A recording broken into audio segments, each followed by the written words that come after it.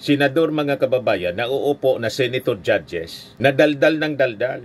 At lantaran mga kababayan na pinapangalandakan yung kanyang posisyon. Hindi na po naiya sa ating mga mamamayang Filipino na supposedly ang isang senator judge mga kababayan should be impartial. Pag ikaw Wes, hindi ka dapat dumadaldal ng dumadaldal, lalo't yung kaso, uupo kang huwes. Saan ka nga nakita ninyo mga judges natin sa korte? Just like the senator judges. Hindi sila nagsasalita kasi hinihintay nila yung presentation ng mga ebidensya both by the prosecution and the defense. Yung posisyon ng judge nilalabas mga kababayan during the promulgation of the case. After hearing all the sides, after evaluating thoroughly evaluating all the evidences presented.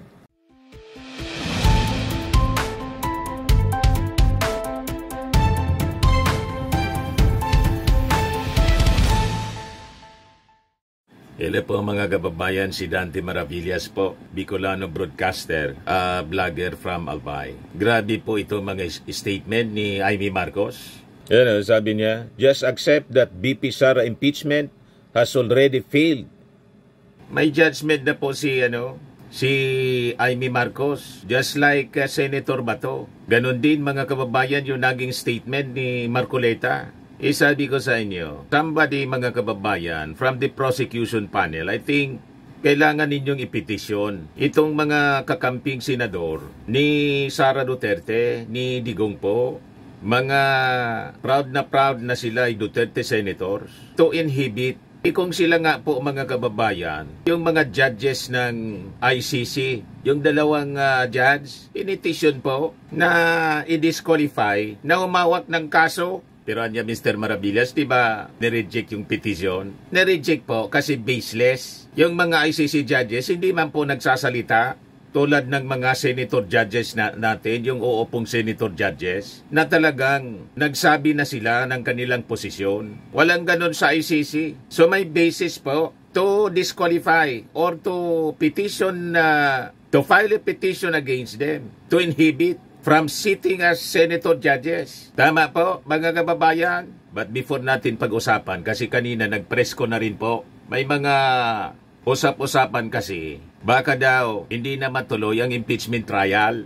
Nagpa-press con mga kababayan si Senate President Chis Escudero. So mamaya, i-replay natin mga kababayan. But before that, dito muna tayo sa ating joke time para bawas tensyon. Tama po, bawas stress. Padala ni Bonkip. Kwento mga kababayan to ng estudyanteng si Baste. Pinatawag si Baste ng kanyang teacher po. Kasi tamad na mag-aral. Sabi ng teacher doon kay Baste, isama mo bukas yung parents mo dito sa eskwelahan. Gusto kong makausap. Sagot naman siyempre ni Baste, yes ma'am.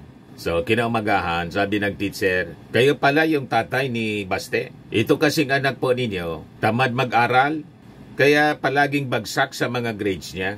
Sabi ng tatay, ikaw naman kasi Baste, ba't di mo gayahin yung kaklase mong si Bongbong? Masipag mag-aral at matalino. Sagot ni Baste sa kanyang tatay, kasi naman po, si Bongbong mana sa kanyang tatay. Matalino yung kanyang tatay.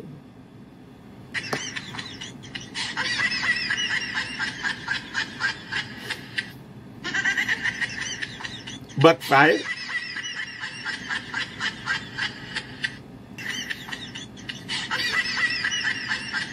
Kaya pala nag-backfire, matalino yung tatay ni Bongbong. Kaya mana sa kanyang tatay si Bongbong. Si Baste, anak din sa tatay.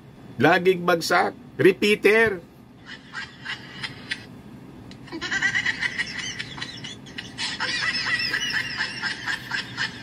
Sino anyang Mr. Maravillas yung Baste? Ewan ko po, wala mang apelyido. Basta yun ang mga pangalan ng pinadalang kwentong katatawanan po ni Bonkip. Anyway, joke man lang po na may katotohanan na niya Mr. Maravillas. Siya man lang yung nagsabing 75-75. and repeater. On record. Anyway, padala mo na lang po yung GCash number mo. 200 pesos agad. Ito na po. Kasali ka na rin sa ating monthly draw. 5,000 pesos pag nabunot po ang inyong entry, ang inyong pangalan. Pag hindi nabunot, sa December po, sa grand prize, qualified ka pa rin. 10,000 pesos na yung cash prize. O, yung mga gusto magpadala ng kanilang mga entries, send nyo po yung inyong mga kwentong katatawanan sa Dante Maravillas blog, sa Messenger po. O kung hindi po, dito sa Facebook account natin, Dante Maravillas. Yung Dante Maravillas blog, page natin yon sa Facebook. Yung mga kwento po ninyo, dapat brief story lang po. Hindi masyadong mahaba para hindi boring pakinggan. At huwag bastos. Walang censored po na kwento. Not allowed dito po yung censored. Tapos yung nakakadiri, huwag naman ganun. Matuturn off yung ating mga tagapanood kasi. Baka po ma-delete pa tayo. Violation ng community standard. Sayang naman yung ating channel. So, balikan natin mga kababayan itong issue dito kay Amy Marcos tapos kay Marcoleta. Sa kasi bato, nauna na natin na sinupalpal yung mga pinagsasabi nito. Nadagdagan pa. And ngayon mga kababayan, si Amy Marcos na at si Marcoleta. Kaya sabi ko nga, I think di dapat ito palampasin ng prosecution. Somebody from the House Prosecution Panel, dapat siguro erase ito. Sinasalaula mga kababayan itong mga senador, yung mismong institusyon. Imagine, sino pa magtitiwala mga kababayan sa Senado? Wala pang presentation po. Na-postpone pa naman po kasi ito naman si Senate President Chis Escudero. May problema din. Kaya inuulan na po ng batiko si Chis Escudero. Ito na nga yung balita dito sa Politico News. Dinidribble na, papatayin lang pala. Chis Escudero leads 11 kill impeachment senators. Sino-sino ito mga kababayan? Yan Nakikita ninyo yung mga pagmumuka. Ito yung mga perceived senators na posibleng bumoto para i-acquit si Sara Duterte. Pero ang mas matindi rito mga kababayan, yung mga nagsasalita talaga. Ito si Bato, very vocal siya. Si Bongo, si Robin Padilla, dagdagan pa mga kababayan ni Amy Marcos. Ang wala rito si Marcoleta. Ito kasi si Marcoleta kasi bagong senador. Ito re-electionista nanalo. Tapos si Bato, si Bongo, mga incumbent senators. Yung panawagan po ni Chis Escudero na i-avoid yung mga pagsasalita, mga statements that could prejudge the case. Hindi man po pinapakinggan nila. Tingnan ninyo itong statement ni Amy Marcos mga kababayan. Nang pumunta siya kasama si Sara Duterte doon sa The Hague. Sabi ni Amy Marcos, just accept that BP Sara impeachment has already failed. Ito yung report ng GMA News. Re-elected Senator Amy Marcos said that the bid to remove Vice President Sara Duterte via impeachment has already failed amid the postponement of proceedings in the Senate. Para sa akin, yan ang importante. Makatulong sa tao at tigilan na ang pangunguna ng pampolitikang impeachment na yan, sabi po ni Amy Marcos. Pero sa kabilang banda, bakit inuurong yung impeachment? Tanggapin nyo na, talo na ang impeachment. Yun lang yun. Kahit ngayon, kahit sa Hulyo pa, talo na. Saan ka nakakitang senador mga kababayan na uupo na senator judges na daldal ng daldal? At lantaran mga kababayan na pinapangalandakan yung kanyang posisyon. Hindi na po naiya sa ating mga mamamayang Filipino na supposedly ang isang senator judge mga kababayan should be impartial. Pag ikaw Wes, hindi ka dapat dumadaldal ng dumadaldal. Lalo't yung kaso, uupo kang huwes. Saan ka nga nakita ninyo mga judges natin sa korte? Just like the senator judges. Hindi sila nagsasalita kasi hinihintay nila yung presentation ng mga ebidensya both by the prosecution and the defense. Yung posisyon ng judge, nilalabas mga kababayan during the promulgation of the case. After hearing all the sides, after evaluating thoroughly evaluating all the evidences presented, doon pa lang sila po maglalabas ng desisyon kung acquittal ba o conviction. Pero tingnan ninyo ito, na mga Duterte senators, sumama na si Amy Marcos kasi inadapt siya na senador ng mga Duterte. Ngayon pa lang mga kababayan, may desisyon na sila. Payag kayo sa ganitong uri ng mga senator judges na uupo. Kaya tama po mga kababayan, yung komentary ni Yayam Dizon, isang Marcos loyalist. Basahin ko po sa inyo, i-share ko sa inyo. Saktong-sakto po. At ito po, ito rin mga kababayan, yung lagi nating sinasabi. Hindi nakatiis mga kababayan si Yayam Dizon, talagang nagsalita na siya. O ito, basahin ko po sa inyo. Sabi ni Yayam Dizon, Senator Amy Marcos is not just rubbing salt into the wound. She is taking a sledgehammer to the very foundation of justice and democracy. Her brazen declaration that the impeachment bid against Vice President Sara Duterte is talo na, even before the Senate has convened the impeachment court, is not only callous but also blatant mockery of the constitutional duty of senators to act as impartial judges. Correct po. Ginawa niya katawa-tawa ang ating Senado. Sinalaula niya, mga kababayan, ang Senado as an institution. Sino pang maniniwala sa Senado ngayon? With this kind of senators, mga kababayan, nauupo nga sila na senator judges pagkatapos, wala pang judgment, hindi pa nga nakakonvene yung Senado as impeachment court. May desisyon na po sila. Anong desisyon? To acquit. Napakalinaw. Talo na niya kayo. Bayag kayo, mga members ng prosecution panel na ang uupo ng mga senador po, itong mga Duterte senators, payagan. Wala pang presentation ng mga ebidensya, judgment na sila. Payag kayo sa ganon. I think somebody from your end, should file a petition na dapat ito pong mga senador na may judgment na po, na nag-display na po ng kanilang partiality, should inhibit from sitting as senator judges. Pag hindi po, sino pang maniniwala sa inyo? Dapat itong Senado, kasi invaded na po ng may mga tupak yata sa ulo, wala na yung dating Senado, naka-respeto po. Gone with the days of truly honorable senators. Makikita ninyo ngayon, ilalapastangan na mismo yung ating Senado. Tapos tayo sumisweldo sa kanila. Payag kayo sa ganon. So yun ang ating yung ating suggestion to the prosecution panel. Sino pa ba? Or maybe some concerned lawyers, siguro from the IBP, should file a petition as taxpayers. Hindi pwede ang ganito. Ipa-inhibit natin dapat itong mga senador who displayed partiality in favor of the impeached official po, even before the presentation of the articles of impeachment po. Sinabi na nila, talo na. Yun ang nakakalungkot mga kababayan. Hindi natin maintindihan kung bakit ganito ang uri ng mga senador. Inayaan nating makaupo sa posisyon. Kaya sabi ni Yayam Dizon dito sa kanyang post, hindi lang ito bastos at makapal ang muka. Ito'y tahasang paglapastangan sa proseso ng impeachment at sa mga Pilipinong naniniwala na ang katotohanan ay dapat ipaglaban. Amy is supposed to stand for fairness in the rule of law, but here she is openly declaring the outcome of a trial that has not even begun. That's not just unethical.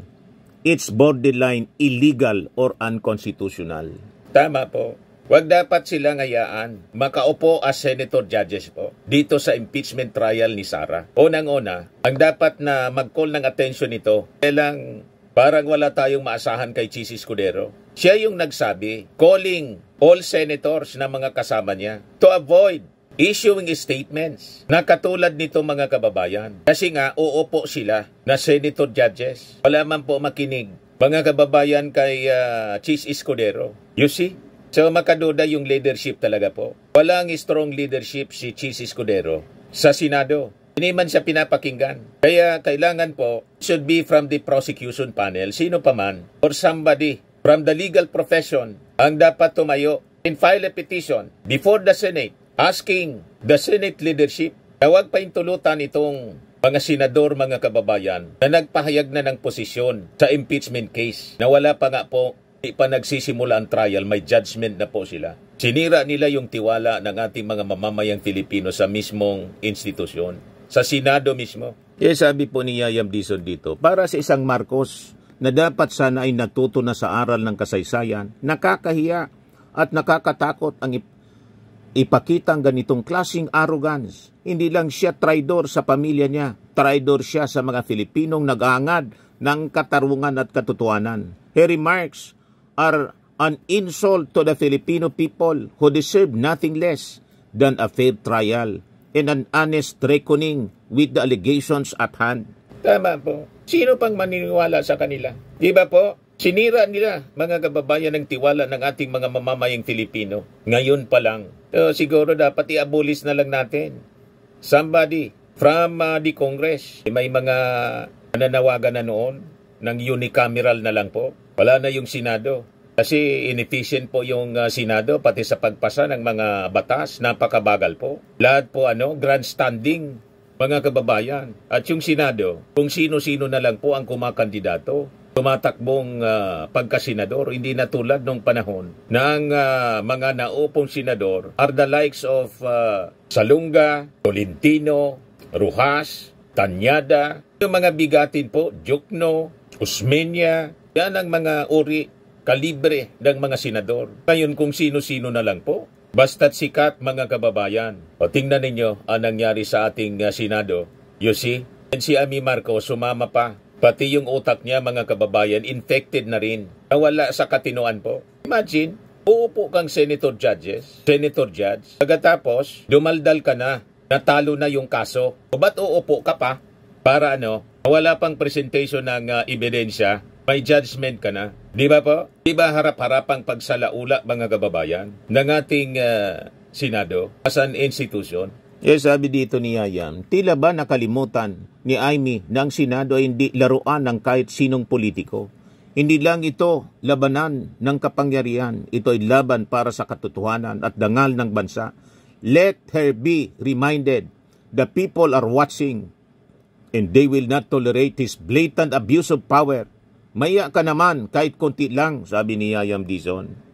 Wala siyang recommendation na dapat pagpaintulutan ng Senate leadership itong si Amy Marcos to sit as one of the senator judges. Just like Bato Bongo, Robin Padilla. Ngayon po, sumama pa si Marcoleta. Ganon din po, abogado pa naman. Maintindihan natin siguro si Bato, si Bongo, hindi mga abogado si Robin.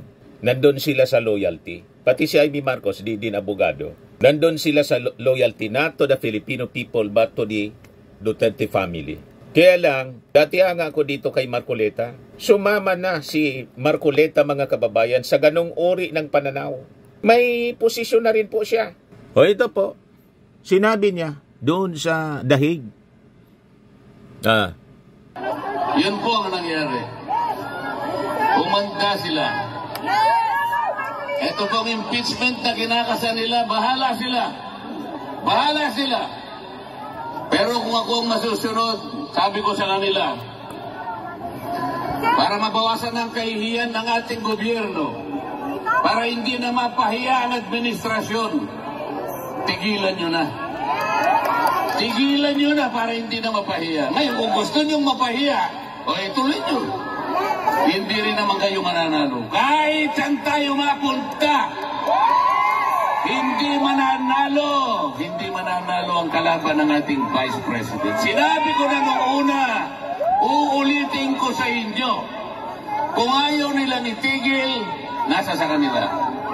Pero kung gusto nilang mawala ang kanilang kahihiyan, itigil na lang nila. Ngayon, ayaw niyong tumigil, purbahan natin. Sige, isulong ninyo. Pareho din naman ang mangyayari. They will not be able to remove the Vice President. Itaga mo sa bato yan. Itaga nyo sa bato yan. Walang mangyayari. The Vice President will stay as Vice President.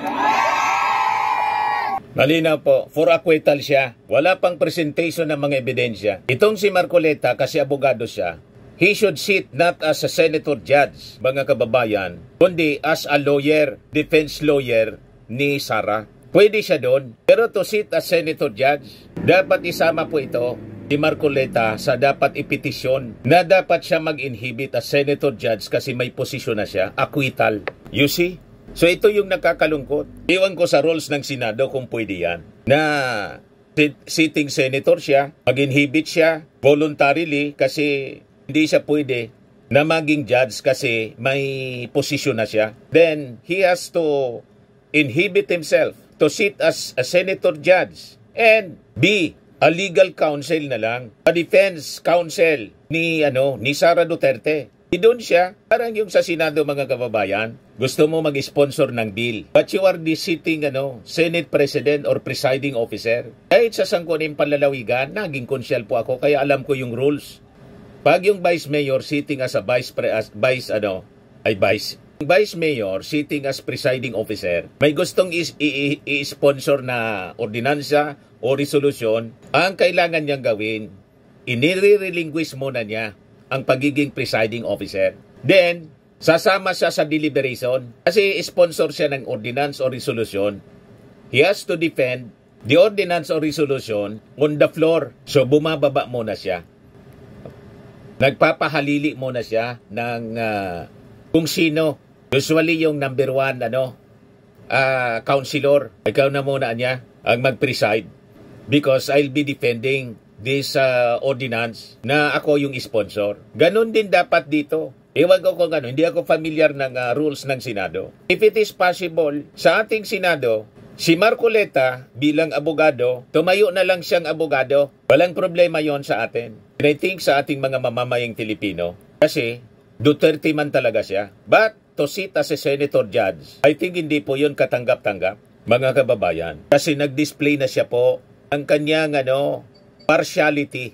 Napakalinaw po. Ganon din po si Bato, si Bongo, si Robin Padilla. And this time mga kababayan, ang latest, itong si Amy Marcos. O ngayon, nagpa-press con si Chis Escudero. Kasi di ba yung mga mainit na usap-usapan ngayon, DOA na daw ang impeachment case laban kay Sara. Ito na nga yung balita dito. Dinidribble na, papatayin lang pala.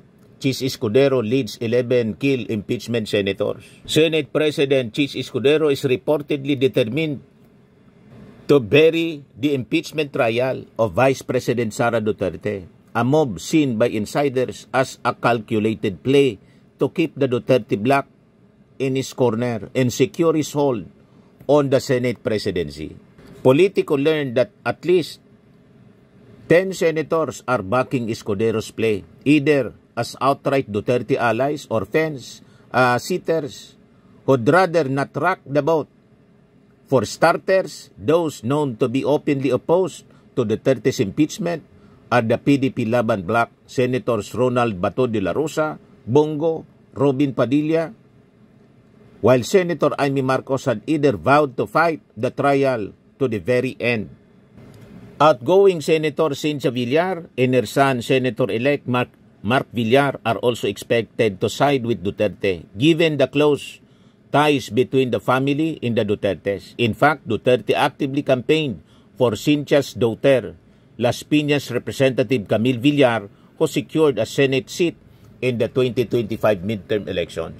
So yun mga kababayan, ang sitwasyon sa Senado. Sabi dito, Senator Sherwin Gatchalian and J.B. Ercito have expressed lukewarm positions on the impeachment, with Gatchalian posing for its postponement to focus on priority legislation. Ercito, for his part, said there's no need to rush the trial, describing it as divisive. Insiders told Politico that Senators Joel Villanueva and Jinggoy Estrada are also reportedly inclined to support shelving the impeachment trial. Escudero's announcement that the articles of impeachment against Sara will be read on June 11, the last session day before Sine Die, fueled further speculations that he's running out the clock. The timing conveniently lets the Senate focus on priority measures while leaving the impeachment case to languish. Pundits believe Escudero's move to shelve the trial is aimed at maintaining the Duterte's black support to keep his hold on the Senate presidency. For her part, Duterte has signaled she is ready for the showdown, saying she is eager for the trial to begin and describing it as a bloodbath. So, kung maniniwala tayo sa kwento ng Politico News, nasabi galing sa insider nila, lumalabas na pangsarili yung ambisyon ni pangsarili niya, hindi para po sa accountability. And this is, a very, very bad precedent. Pangsarili ni Chis Escudero. Ngayon, sabi ko sa inyo kanina, nagpa-press con si Chis Escudero. O, ito siya. Pakinggan natin yung parte ng kanyang sinasabi. Congress will parang pursue with the trial. Kasi what if bigas na magpunin? Anong tanong mo ulit? Walang assurance? Walang assurance na tutuloy ang trial ng impeachment sa 20th. Kasi may sabi niyo may isang possible. Ang problema ko dun sa tanong na yun, kasi ang lalabas niyan walang assurance na tutuloy hindi nga ganun yun We cannot bind the subsequent Congress. That's all I'm saying. The next Congress can decide in the same manner or in a different manner. Hindi ko sinasabing walang assurance na hindi tutuloy. I'm not saying that, You're asking questions within the realm of possibilities, You're asking, posible ba? Hindi ko naman pwedeng sabihin imposible. Kasi posible naman talaga, but you cannot quote me and saying na posible hindi na matuloy kasi hindi. In the realm of possibilities, everything is possible. But you also cannot assure that the trial will happen on the 20th Congress because they can decide. In the ordinary course of events, it should. Unless, magkaiba yung tutuloy kung gusto nila sa tutuloy kung ayaw nila. Hindi tutuloy kung ayaw nila. Magkaiba yun. Bakit magkaiba? In the ordinary course of events, it should. Unless they decide otherwise. Pwede bang mag-decide na hindi? Kasi constitutional duty ng Senate. Kung hindi sang-ayon yung isang panig sa gagawin ng Senado, malaya silang makakaakyat. Gano'n naman yung sistema natin, di ba? Whatever the Senate decides by a majority vote, if you disagree with it, you can question it before the courts. That's how our system works. Hindi naman ito nakukuha sa pilitan. Hindi naman pwedeng magbotohan ng Kamara para pwersahin ng Senado gawin ng isang bagay na ayaw gawin ng Senado. At kung sa tingin ng isang panig, may nilalabag kaming batas o probisyon ng saligang batas, karapatan nilang umakyat sa Korte Suprema at questionin ito. Pero sa ngayon, puro posibilidad lang yung pinag-uusapan at tanong ninyo. Sinasagot ko na nakita natin nangyari yan noon. Sa kalagitnaan ng impeachment, di ba? Noong panahon nga ni Pangulong Estrada, nag-withdraw yung prosecutors. Natuloy ba ang impeachment? Hindi. Sa dulo, in-archive na nga lang yun kasi ayaw na magpakita ng prosecutors. Pero ang must, sir, is mag-convene kayo sa impeachment court before you adjourn. Anong year ba yung EDSA? 2001? O tamo, tapos nag-election din nun, nalala mo? So, hindi na pag-usapan kung tatawid dahil nag-withdraw na. Nag-EDSA at nag-withdraw na. Pero yung pinag-uusapan nyo ngayon, di ba? Tutuloy ba pag nag-resign? O bakit kung natanggal? Di ba nakatakbo pa nga uli si Pangulong Estrada? Kasi hindi nagdesisyon nun na hiwalay yung issue ng perpetual disqualification sa pagkakatanggal sa pwesto. So we're basically facing the same issues over and over again, but we've seen it happen already. So we shouldn't be surprised at some of the surprises we should be seeing in the next couple of weeks or months. Yes. Must na mag-convene kayo sa impeachment court para yung next Congress, doon sila mag-decide kung tutuloy o hindi. Yun ay sang-ayon sa rules namin. Sa pagkakaunawa ko din ng rules namin. Di ba nga opinion din ni Senator Coco, tutuloy ito hanggang sa susunod. Ang opinion naman ng iba ay hindi tutuloy. Di ba? Kanya-kanya ng opinion yan. Pero sa dulo, ang susundin kung may magmosyon sa bagay na yan ay ang mayoriya ng Senado. Yung hindi sang-ayon sa magiging pasya ng Senado, karapatan nilang umakyat sa Korte Suprema para bigyang linaw yung isyong ito kung may paglabag nga ba o wala.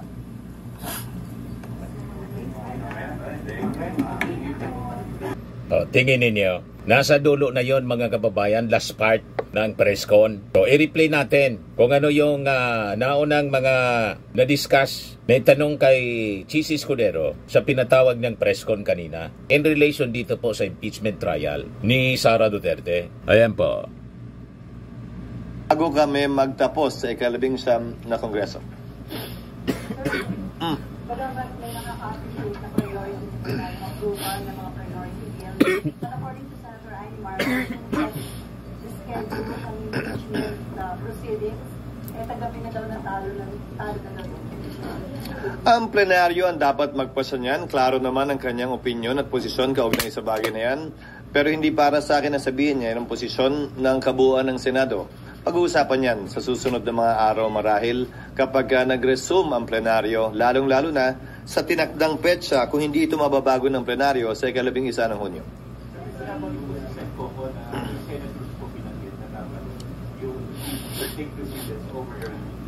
Pag-uusapan namin yan mamaya marahil dahil kapag ka naka-recess ang Kongreso at nakalagay sa Rule 1 ng impeachment rules ng Senado, Senate President ang unang magtatalaga ng schedule, pero hindi naman ibig sabihin na nakaukit na sa bato yun. Pwedeng baguhin yan kung sakasakali at anumang oras ng plenaryo. Kung yan ang mangyayari, plenaryo ang masusunod. Pangalawa, yung binabanggit na rule ni Senator Coco, Rule 10 in particular, yan ay tumutukoy na sa trial. Wala pa po kami doon. Hindi pa nga nagsisimula ang trial, hindi pa nga nare-refer yung impeachment complaint sa rules para magsilbing hudyat, para buuin na ang impeachment court na siyang magko-conduct ng trial. At sinabi ko na rin ito noon pa, nung inihain pa lang ang impeachment complaint. Ang pinakamalayong mararating na ng Senado ay mag-issue ng summons. Dahil meron 10 araw para magsumite ng sagot ang nasasakdal at pagdating ng June 30, mawawala na ng bisa ang otoridad ng mga prosecutors o sino mang kukunin nila na pribadong prosecutor na tumayo kaugnay ng kasong ito. Hindi pwede magpatuloy ang kaso na may isang panig lamang at wala ang kabilang panig. Sir, what about yung sinasabi ni Senator Coco na parang ang sayang daw kung na-convene na sana this week, may 7 to 8 days na nabigay na yung summons, nakasagot na si VP. Hindi, 10 days nga yun eh. Nakalagay sa rules, 10 days from receipt. So kung June 3 na padala, June 13 matatanggap, adjourned na rin ang Senado. Kung June 11 pinadala, June 21, adjourn na rin ng Senado at may naiiwan na lamang na ilang araw ang bisa ng otoridad nga ng mga prosecutor para ipagpatuloy ang trial nang walang panig mula sa kanila.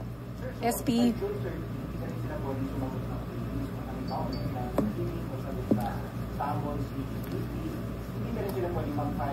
Hindi, dahil tapos na ang kanilang otoridad at otorisasyon mula sa 19th Congress. Hindi tulad ng Senado na semi-continuing body pang maisasabi. Ang Kongreso nagtatapos ito pagdating ng June 30. At anumang otoridad na binigay, authorization na binigay sa kanila, magwawakas na rin yan ng June 30. Ang private prosecutors, kung may kukunin sila, ganun din. Hindi rin pwedeng lumampas ng June 30 dahil kung yung principal na nagbigay sa kanila ng authority by an agent, wala na rin dapat yun. Sira na yun by June. Aling proposed timetable? Hindi na namin babaguhin na nga yung rules dahil nga, kung maalala nyo, siguro mga ilang buwan nang nakakalipas na sinabi ko, may mga panukalang baguhin yung rules pero sa dulo, maliban na lang nga, ulitin ko, kung ang plenaryo ay magde-decide otherwise, hindi na lang kami magbabago ng rules dahil baka sabihin pinapalitan pa namin to in the middle of the game. So kung ano man yung mga nakatakdang rules sa rules of court ngayon na suppletorily applicable, yun na lamang yun. Dahil tiyak ko, ano man ang baguhin namin sa rules ngayon, may magre-reklamo at magre-reklamo mula sa isa o sa kabilang panig, citing quote-unquote, changing the rules in the middle of the game. Pero wala nang pre-trial starting June 30. Tama ba? Kasi nga, wala nang kinatawan mula sa kanila. So, ang pinaka pwede namin may padala, which is under the rules, bibigyan namin sila ng puwang na magsumite ng written interrogatories, which is part of pre-trial. Ibig sabihin nun, tatanungin na nila lahat ng gusto nilang tanungin mula sa kabilang panig, sasagutin ng kabilang panig, magtatanong din yung kabilang panig, sasagot din, hanggang doon na lang yun. kung sasagutin nila, dahil pwede nilang piliing wag sagutin at wag pansinin yung written interrogatories na ipapadala ng magkabilang panig. And then the written interrogatories will be used during the trial proper? Yes, kung anong admissions man ang ginawa doon, magagamit yon ng magkabilang panig pagdating ng paglilitis. SP, since move na ng June 11, Yes, Nympha. yes, yung reading ng articles of impeachment, sa June 11 na rin lahat mangyayari yung pag... Lahat na. Ngayon, bakit? Meron kaming rule kaugnay ng 3 days bago namin ma-third reading ang isang panukalang batas. Pag hindi namin na second reading yan this week, hindi na namin mata-third reading yan next week. So time is of the essence insofar as passing certain bills are concerned na para mahabol yan sa 19th Congress. Kumbaga, yung pwede namin gawin ngayong linggo, hindi na namin pwedeng gawin next week kung gusto pa namin itong humabol. Sa kabilang banda, yung pag-issue ng summons, whether June 3 yan or June 11, pareho lamang naman ang epekto dahil yung panahong bibigay sa nasasakdal kay VP Sara para sumagot, babagsak na rin sa petsa na wala ng sesyon ang Senado at ang Kongreso. Kasi So, walang tatamaan, walang mapapaboran kaugnay nito. sa point ni Senator Pimentel, hindi naman kayo aabutin ng 1 o 2 oras sa pagpapabasa ng articles of impeachment during session at yung pagkukonvene ninyo as impeachment court kung matutuloy sana bukas. Hindi naman yan nalalaman pa kung anong mga punto ang i-raise ng iba naming kasamahan kapag binuksan at pinag-usapan na ito. Hindi pa nga nakaschedule para pag-usapan ito sa June 11 pa nga. Sa pagkakaalam ko, itatayo si Senator Pimentel para magtanong kaugnay nito. So hindi pwedeng sabihin ni Senator Coco na maikli lamang yon. Dahil ngayon nga, hindi dapat pag-usapan, mukhang pag-uusapan namin. So lalo na kapag yun talaga ang pag-uusapan, tinitiyak ko sa iyo, mas maraming sasabihin at mas maraming tatayo kaugnay ng iba't ibang punto sa bagay na ito. Ano yun, SP, ibig sabihin, iwasan nyo yung mainit na debate dito na makakakonsume Hindi sa ko oras iniiwasan yung mainit na debate. Ikaw naman, ikaw yung nagtanong maikli. Ngayon, ang sinasabi ko, hindi para sa kanya na sabihing maikli lang to o mahaba. Dahil hindi ko kayang pigilan sino man gusto magsalita kaugnay nito. Pero kapag ito'y nagsimula na nga, hindi na namin magagawa yung mga dapat sana namin gawin. Particularly, yung aaprubahan on second and third reading dahil yung ibang third reading kailangan pa ng BICAM. Kailangan pa rin ma-ratify yung BICAM. So, kailangan namin bigyan ng fighting chance man lang na maipasa ito. Ulitin ko, yung trial sa July 28 pa naman, 20th Congress, walang mawawala, walang madadagdag, walang mababawas. Pero itong mga second at third reading, malaki ang mawawala, malaki ang mababawas. Siguro naman, kapag papapiliin tayo sa pagitan ng dalawang pwede nating gawin o dalawang kaling tatahakin natin, doon ka sa mas may magagawa para sa ating mga kababayan. Pero definitely, SP, magkukonvene kayo as impeachment court. Otherwise, pag hindi kayo nag-convene before you adjourn, walang impeachment trial next Congress. Kasama yan siguro sa pagdidebatihan dahil ang dami ko nang napapanood na nagbibigay ng kani-kanyang opinyon. Sa dulo, ano man ang opinion nila, miyembro man sila ng Senado ngayon o hindi, ano man ang opinion ko bilang tagapangulo ng Senado, sa dulo, ang susundin naming lahat, ang desisyon ng plenaryo, ng mas nakararami. The plenary of the Senate is the supreme body of the Senate. It gets to decide anything and everything. Although at first instance, it can be decided by the Senate President, but ultimately, it will have to be confirmed and affirmed or rejected for that matter by plenary. Talagang halata mga kababayan na dinidribble. May base itong kwento rito sa Politico News. Dinidribble na, papatayin lang pala.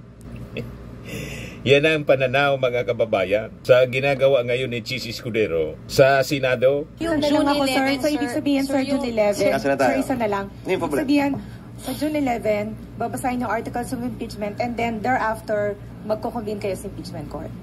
At doon din namin pagpapasyan anumang mga motion kung meron mang gagawin, anumang mga objection kung meron man, anumang tanong kung meron man. Ang dulo nun ay magko-convene ng impeachment court kung yan na magiging pasya ng Senado at i-issue yung summons sang-ayon sa aming rules para bigyan ng panahon sumagot ang Vice President. Pero since yung postponement to June 11, hinihintay niyo na po, hindi yung full-time Nakalagay sa Rule 1 ng impeachment rules, if I may direct your attention, it only refers to the Senate President. The Senate President shall set the date when the prosecutors will present the impeachment complaint. Ngayon, initially, yung Senate President, tulad ng sinabi ko, but plenary can decide otherwise if they should decide to do so.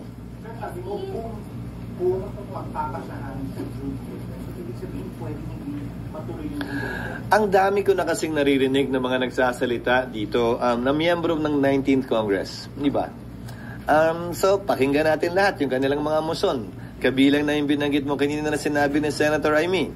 So, pakinggan natin lahat at sa dulo, pagbobotohan lahat yan ng mga miyembro ng 19th Congress without prejudice to the 20th Congress deciding otherwise or in the same light, given the fact that the 19th Congress cannot bind subsequent Congresses or any Congress for that matter. Pero sir, would you insist na... Balik sa'yo, Nympha. Apa, sorry sir. Pero mag-insist kayo na mag-convene kayo sa impeachment court sa June 11? What do you mean by mag-i-insist, Nympha? Again, we will decide all of these things in accordance with what the plenary wants and in accordance with our rules. Yung rules namin, plenary din na nag-decide dun eh. Tandaan mo aaprubahan namin yung rules din. So, plenary ang magde-decide kung anong rules ang i-approve namin at kung anong gagawin namin.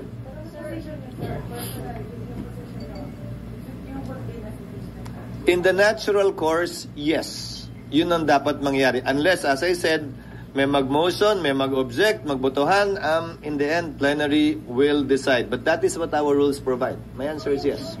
June 11 SP. Ma'am. Sir, yung June 11 SP, hindi pa talaga siya nakataga sa bato kasi pwedeng pang yung plenary magsabi na wag na mag-convene sa 11. Nakataga siya sa bato in the sense na yun na yung panahon na darating ang mga miyembro ng Kamara dito dahil wala nang ibang petsa pang naiiwan. Huling araw na namin yun. But the convening, meaning pag nag-decide yung plenary na wag mag-convene sa 11, walang magko-convene. Ginawa yan dati Nag-decide doon sa impeachment case ni Erap. Nag-decide sila i-convene 6 days after. Sa impeachment case ni Chief Justice Corona, nag-decide sila na wag mag-convene ng Disyembre, mag-convene na lamang ng Enero. So, may mga president naman kaugnay nun. Ang kaibahan lang nito, tatawid ito ng panibagong kongreso. Ulitin ko, ang 19th Congress, no Congress can bind subsequent Congresses. Hindi kami pwede magpasa ng tinatawag nating irrepealable law. Hindi kami pwede magpasa ng isang bagay na hindi na pwedeng galawin o baguhin pa ng susunod na kongreso. So anumang pasa namin ay binding sa amin, pero hindi binding sa susunod na kongreso. So wala nga kasiguraduhan yung June 11 SP. Kung bali mag-decide ng plenary today, hanggang walang magko-convene sa June 11, then pa-overpowers for you. Kung mag-decide ang plenary today na hindi magko-convene sa June 11. Yes. In theory, yes, but I doubt that. I doubt that that will happen. Wala lang. I doubt lang. Duda lang ako na yun ang mangyayari dahil maliwanag naman ang tinatalaga ng rules, maliban na lamang kung may maliwanag at klarong basehan at rason para hindi gawin yon. Pero sa dulo, pagbobotohan pa rin yan. But sir, hindi na naman natin ito matatry. Pasa na lang natin sa 20th Congress. Nothing prevents them, yes. As I said, nothing prevents anyone from making a motion, nothing prevents anyone from putting it to a vote, nothing prevents anyone from objecting, but ultimately, it will be debated and put to a vote. So ano yun? Anyway, paulit-ulit naman lang yung mga tanong at mga kasagutan ni Chis Escudero. If worse comes to worse, mga kababayan, wag lang tayong mag-alala kasi sabi nga natin, itong impeachment po laban kay Sara Duterte, isa lang ito sa mga sword of Damocles hanging before her head. Hindi man matuloy, alimbawa, yun ang worst comes to worst, o matuloy at makwit si Sara kasi ang dami niyang kaalyado sa Senado, kahit malakas yung mga ebidensya, mayroon pa naman pong DOJ. May kaso siya, mga kababayan, sa DOJ Once na i-file yun sa korte, the same case po, yung nakapalaman sa articles of impeachment, yung Article 1, grave threats, inciting to sedition. O diba, may preliminary investigation na, may kakaharapin pa rin siya na kaso. Halimbawa, lumusot pa siya doon. Ay isa pa, mas malala nga po, yung crimes against humanity tulad ng kaso laban sa kanyang tatay. Ang sangkot doon, hindi lang mga kababayan si Sara, pati si Bato, si Bungo, and other officials of the PNP ng previous administration. Yan po, issuance ng warrant of arrest. So maraming problema, mga kababayan, na kinakarap si Sara Duterte. Hindi po ito persecution, kundi consequences ng kanyang mga maling aksyon, mga maling ginawa. Tama po mga kababayan. But anyway, sabi natin kanina, kung matuloy ito, kasi may mga doubts na, baka tigukin mga kababayan, patayin na lang itong impeachment case laban kay Sara kasi ang dami niyang mga kaalyado sa Senado. So subaybayan natin. At yun ang ating posisyon mga kababayan. Somebody, tulad ng sinabi natin kanina, somebody from the prosecution, halimbawa, diretso pa rin itong impeachment trial. Itong mga senador, tulad ni Amy Marcos, ni Bongo, Marcoleta, Bato, Robin Padilla, dapat ito ipetisyon na mag-inhibit sila na maupo ng mga senator judges kasi sila po may judgment na before pa na may magkaroon ng impeachment trial. This will be a mockery of the process. Mga kababayan, impeachment process kung uupo pa silang mga senator judges. Tama po? At itong ating programa mga kababayan, atid sa inyo nitong ating mga sponsors. Fairmax, Framing and Lifting Cream. Pinapay po sa mga pulses in affected area. Mainam po ito sa mga pains at paninigas ng mga kaso-kasuan. Ito sa mukha naman yung application, anti-aging, Automax po siya. Ito ay Glow 60 mga kababayan. Whitening po siya. Made in South Korea. Ito naman po, Ningxia Red Mix Fruit Drink. Gawa po siya sa goji berry. May anti-cancer properties po siya. At sa mga nagana po ng malinis and spacious fitness gym, pumunta lang po kayo sa aming Colossal Fitness Gym. May Grab Car Rental din po kami. At bills payment po sa aming office. At saka sa mga mahilig po sa mga imported bags, manood po kayo sa live selling ni Madam Aileen Rosales sa kanyang Aileen Closet po. Pati mga shoes, ito yung kanya po. Ito yung kanyang page. Kita ninyo, napakagandang mga online selling po siya. Si Madam Aileen Rosales. At cellphone number niya po, 773-798-7816. Ito naman po yung bago naming product na binibenta online. Eye Glow Serum, whitening po siya. Tingnan ninyo yung epekto sa aking anak na architect before and now. Yung mga inquiries po ninyo, dumiretso na lang kayo sa kanyang Facebook account, Riz Maravillas.